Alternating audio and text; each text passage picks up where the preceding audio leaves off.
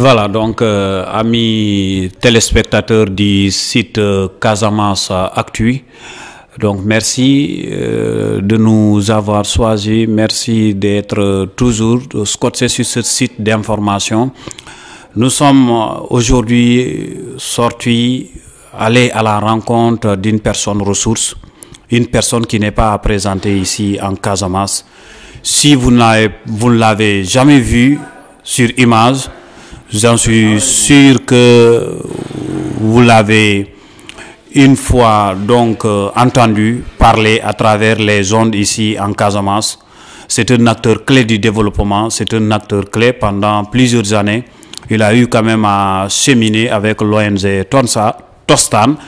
Mais sans plus tarder quand même, je vais lui laisser le soin quand même de nous parler un peu, de se présenter. Bonjour Monsieur Tamba. Bonjour Monsieur Zakaria. Donc je suis Monsieur Bakary Tamba.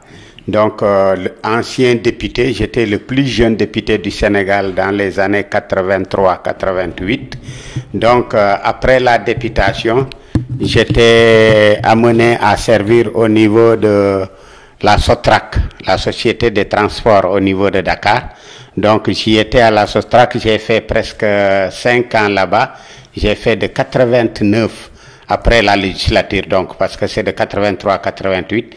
En 89, j'étais à la SOTRAC jusqu'en 92. À la SOTRAC, j'étais là-bas comme conseiller du directeur, donc c'est presque adjoint directeur au dépôt de Thiaroye. Après, j'ai quitté le dépôt de Thiaroye, je suis venu à l'allée des Centenaires au niveau de Dakar toujours, où j'ai occupé le poste de chargé de la communication. De la communication, j'ai fait 1 an là-bas. On m'a fait quitter pour venir au niveau de toujours la SOTRAC, la direction commerciale, où j'ai servi avec l'ancienne première ministre Mimi Touré, que vous connaissez, qui était ma directrice au niveau du commercial. Donc j'étais chef de bureau chargé des relations publiques. Après j'étais chef de bureau chargé de la clientèle et tout. Après j'ai quitté aussi le commercial pour être amené au niveau du marché, parce qu'en ce moment le Khalifa Sall que vous connaissiez, l'ancien ministre, était le ministre du commerce. Bon, alors il m'a amené au niveau de Rufix, où j'étais au niveau du service commercial, donc j'étais chargé de la surveillance des marchés du riz. Et après, en 2000, les élections législatives et présidentielles sont venues. Il y avait Diouf et Abdoulaye Wade a pris le dessus. Bon, nous, comme on était PS, on a été remerciés. Bon, je suis revenu et après j'ai été appelé par une ONG américaine qu'on appelle l'ONG Tostan. Donc c'est une ONG qui est chargée d'enseigner les droits humains. Les droits de l'enfant, les droits de la femme, les droits de l'homme, en grosso modo. Parce qu'on parlait de l'excision des jeunes filles, on parlait de l'éducation des enfants, on parlait du développement au niveau du terrain, on parlait de la maltraitance de la femme et de tout ça là. Alors donc c'est là où j'ai fait mon stage à Thiès. Après on m'a demandé de servir à Thiès, j'ai dit non. Parce qu'ils avaient pressenti pour venir en Casamance. Alors, mais il y a des gens qui ont dit aux Américains, la Casamance, c'était pas sûr, parce qu'avec ce que nous vivions à l'époque, le conflit, alors que c'était pas sûr. Si eux, ils venaient ici, on allait les arrêter avec les quelques blancs qu'on avait arrêtés auparavant, la dame et son monsieur là.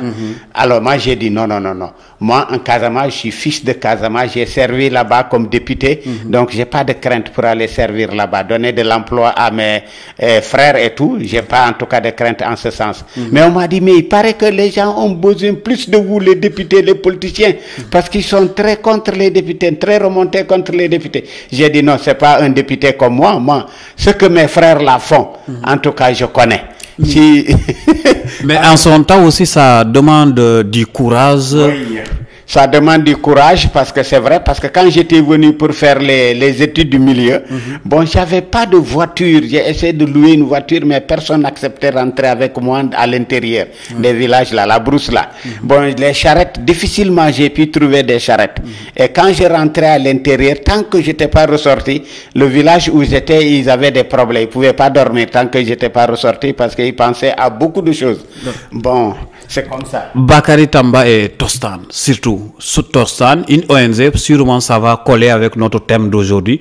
Nous voulons quand même parler de l'impact des ONG sur le développement économique, territorial de notre cher Casamance ou bien sinon du Sénégal.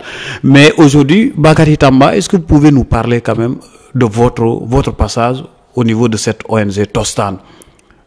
Tostan, on vous a connu à travers les ondes un peu partout, mais surtout le programme de lutte contre l'excision. Comment vous pouvez quand même nous parler de cet événement? Merci. Donc, Bakary Tamba avec Tostan, je peux dire que c'est un mariage. Vraiment, ça m'a plu le fait de travailler à Tostan. Parce que quand je fus député, alors ma vocation, c'était d'être à côté des populations, travailler pour ces populations-là, être à leur écoute, donc être à l'écoute de la population, être le représentant de cette population au niveau du Parlement, au niveau de l'Assemblée, être leur bouche, leur oreille. Surtout là-bas au niveau du Parlement. Maintenant, quand j'ai quitté le Parlement, je suis allé dans une ONG qui parle des droits, donc qui s'occupe des mêmes populations. J'ai dit, mais c'est bien fait. Au lieu que je quitte l'Assemblée, comme le font certains députés, après l'Assemblée, ils chôment, ils foutent rien, là, ils sont là. Alors j'ai dit, non, je vais toujours être utile parce que je suis jeune.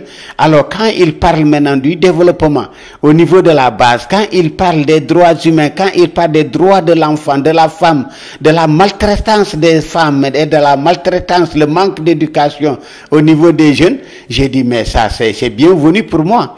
Donc, en 2000, on a commencé. Et mon bureau fut installé à Diakounda, le village de Diakounda, sur la nationale, là. Ouais, le département de Bunkiling. Alors, quand j'ai commencé avec 20 centres. Donc, les 20 centres, les 16 étaient du département de Bunkiling et les 4 étaient du département de Bignona. Alors, c'est comme ça qu'on a travaillé. On a installé des centres. Alors, ce que nous, nos écoles, c'est pas comme les écoles classiques où c'est entre 4 murs et des tables bancs et un enseignant devant. Non. Nous, nos enseignants, on les appelle des facilitateurs. Parce que chez nous, nous pensons que chaque personne a en soi, tant soit peu, un savoir-faire et un savoir-être. Maintenant, le problème, c'est qu'il manque en lui ce courage-là, cette volonté, cette connaissance, cette maîtrise de soi qui peut lui pousser à sortir sa connaissance qu'il a en lui intérieurement. Donc il faut quelqu'un qui va l'encourager, qui va le pousser jusqu'à avoir confiance en lui et pour pouvoir s'exprimer librement. Et cette personne, on l'appelle le facilitateur. On l'appelle pas l'enseignant, on l'appelle pas le maître, on l'appelle le facilitateur. Et c'est comme ça qu'on travaille avec les gens. Oui, Tostan et la lutte contre l'excision, qu'est-ce qui vous a marqué dans ce combat? Ce qui m'a marqué dans ce combat, c'est beaucoup.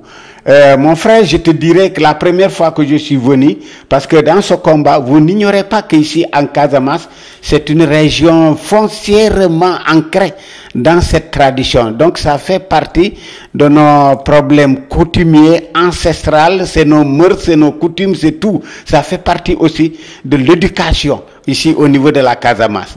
Donc venir chez nous ici, être devant nos mamans, être devant nos sœurs, grandes sœurs, tantes et tout, pour leur parler d'une situation que eux, elles considéraient comme sacrée, et une situation que toutes les femmes ont eu à faire, et leur dire que c'est pas bon, des choses qu'elles ont fait pendant des centaines d'années. Toi, le petit gosse qui vient de naître devant eux, et leur dire que ce que vous faites c'est pas bon. Vraiment, il faut du courage. On m'a insulté de mère, on m'a insulté de père. Ils m'ont même menacé que je vais mourir parce que d'autres me disent mystiquement, tu vas t'enfler, hein, tu vas t'enfler et tu vas mourir. Je dis non, je préfère mourir pour la cause de ma région. Si dans ce que je fais, vous allez trouver un bien demain, mais que je meure aujourd'hui parce que vous n'avez pas compris, et demain quand vous comprendrez, je serai vraiment érigé ici en machin là pour le bienfait de la Casamance. Je serai un héros. Et difficilement, parfois quand je faisais même les émissions à la radio, il y a des gens qui m'appelaient pour m'insulter. Uniquement, ils ne vont pas dire quelque chose, mais ils me disent que toi, les Toubabs t'ont payé. Ils t'ont payé pour que tu viennes insulter tes mamans, tes sœurs, que tu parles de l'excision, qui est quelque chose de sacré ici. Je dis non, vous le faites parce que vous ne comprenez pas, vous ne saviez pas.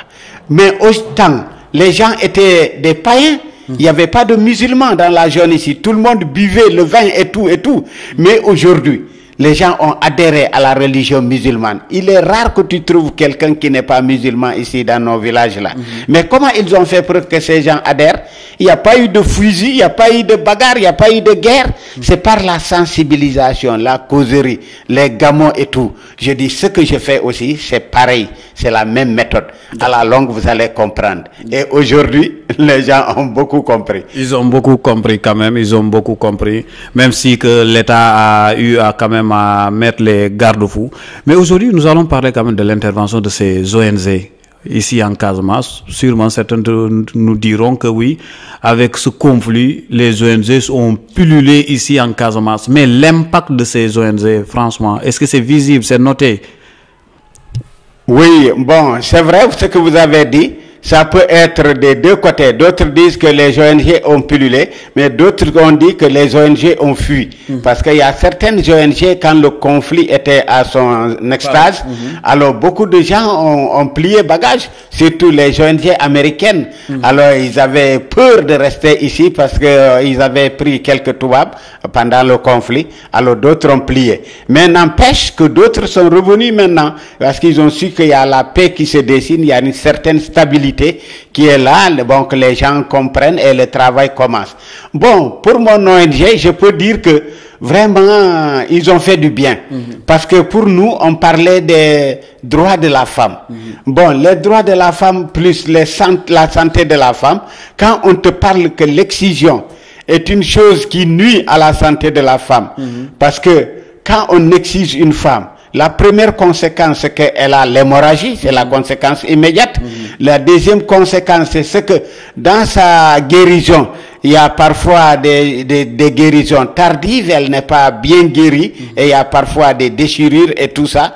Bon, la troisième conséquence, c'est que parfois, quand elle va maintenant jusqu'à grandir, parfois dans son accouchement, bon, comme le clitoris a été coupé et que c'est guéri, donc dans l'ouverture pendant l'accouchement, la délivrance, alors c'est difficile, ça ne peut pas s'ouvrir parce que le clitoris qui avait l'élasticité, qui pouvait s'ouvrir de plus de 10 cm, a été enlevé. Donc alors qu'est-ce que ça qu'on fait? Les docteurs sont obligés, les sages-femmes, d'augmenter, donc d'opérer un peu pour que l'enfant puisse sortir.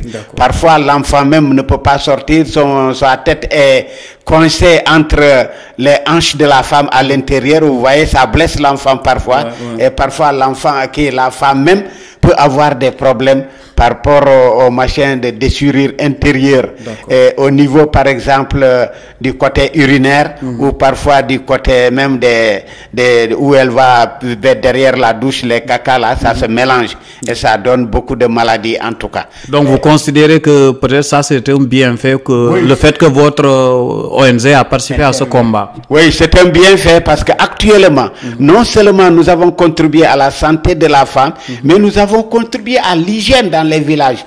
Parce qu'il y a des commissions qu'on appelle des CGC, des comités de gestion communautaire, qui pendant une période, ils font leur emploi du temps, ils balaient tous les villages, ils balaient les grandes mosquées, ils balaient les places publiques, ils organisent même le commerce, on les donne de l'argent pour qu'elles fassent le petit commerce dans les villages, parce qu'il ne sert à rien à une ONG de venir intervenir dans un village, donner des cours peut-être, donner des connaissances peut-être, et après partir, et que ces populations retournent à la case de départ. Ça veut dire à la pauvreté où ils étaient hier, et plus qu'ils restent des années sans rien faire, ils vont retourner à la méconnaissance. Wow, là c'est... La connaissance qu'ils ont appris va se dissiper. Donc ils perdent la connaissance. C'est comme un élève qui a quitté l'école, qui ne révise plus, qui ne parle plus français.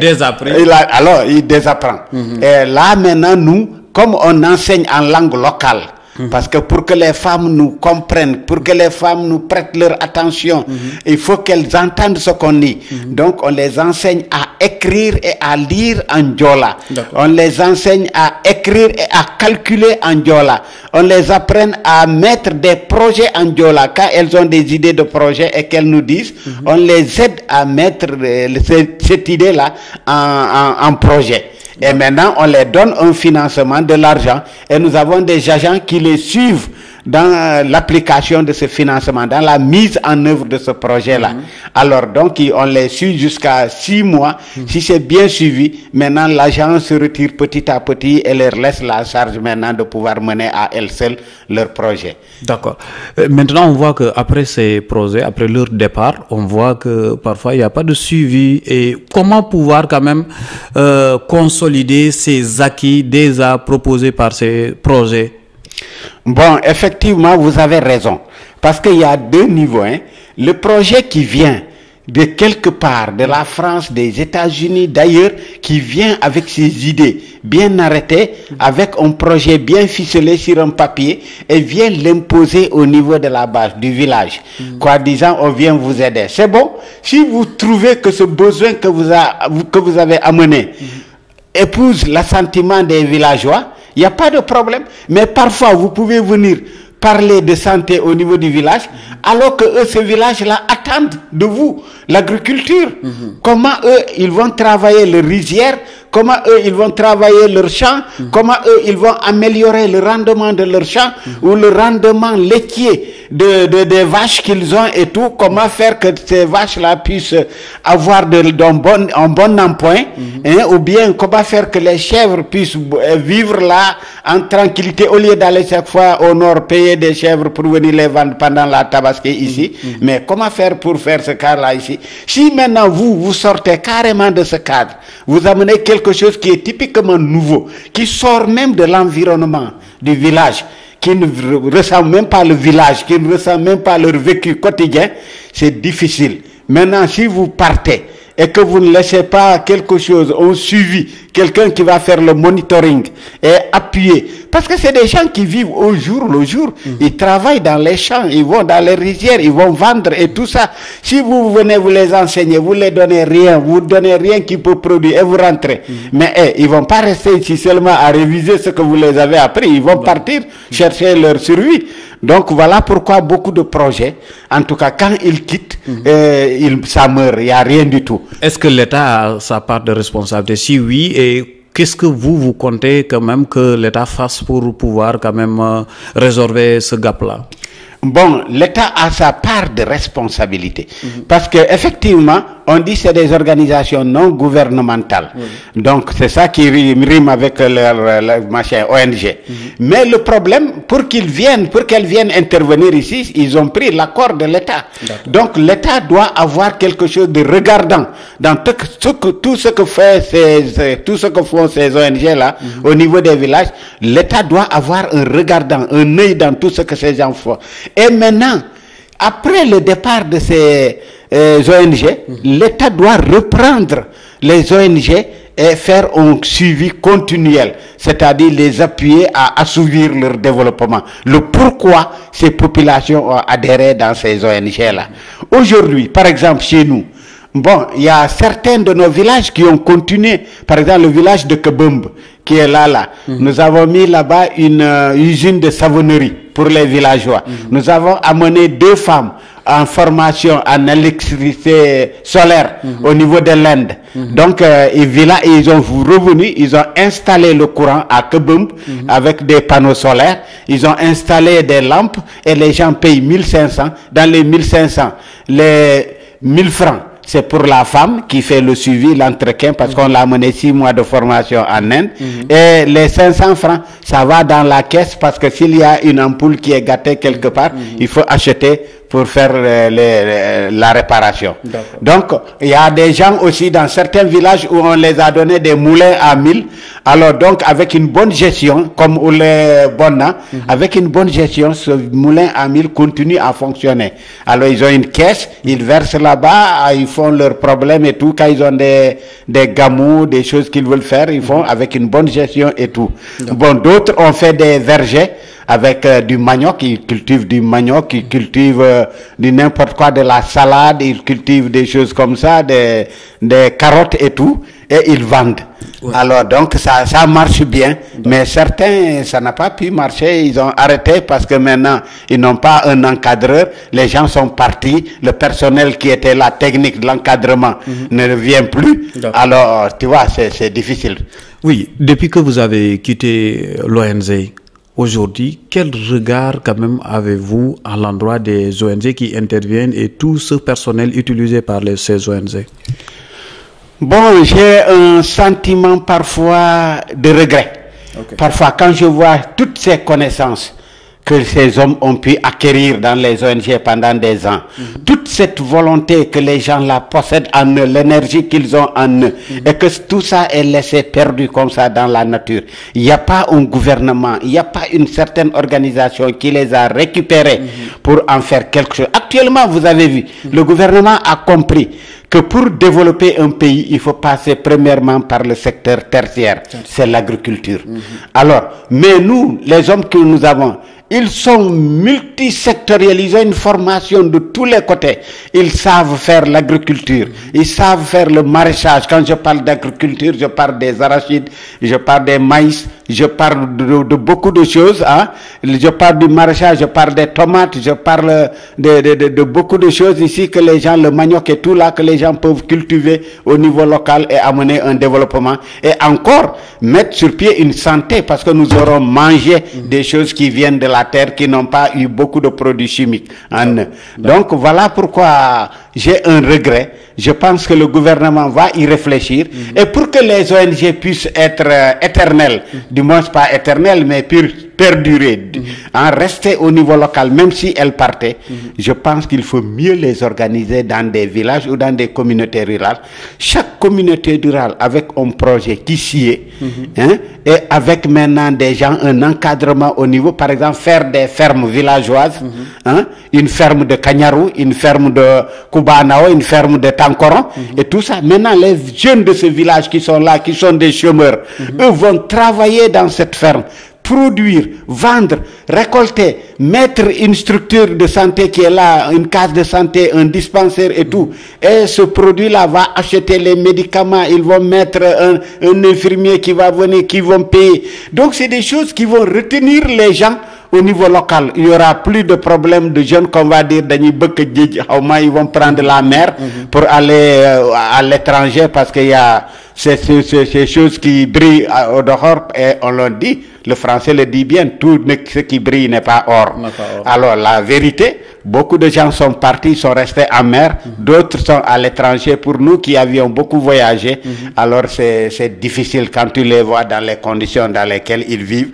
Le mieux c'était de rester ici, parce que les travaux qu'ils ont laissés ici, c'est les mêmes travaux qu'ils vont entreprendre de l'autre côté. D'accord. Merci. Voilà, donc amis téléspectateurs, je voudrais dire donc merci de nous avoir accordé cette attention. Merci aussi également de nous avoir accordé votre temps. Nous sommes venus aujourd'hui rendre visite à notre papa Bakary, député Tamba, vous le connaissez, c'est un acteur de développement. Il a eu à servir pour son pays, pour sa région, pour donc ses pairs, je dirais bien. Donc on est venu aujourd'hui le rendre visite. Il a aussi partagé son expérience, son expertise avec nous aujourd'hui. C'est un grand plaisir pour nous, le site Casamance Actu et la radio FM Awania. Merci de nous avoir suivis. Donc je remercie également mon caméraman Gibi Djemé qui est donc assure la technique et la prise de son. Nous vous donnons rendez-vous donc une autre fois dans d'autres questions de découverte. Et merci, bonne suite de programme.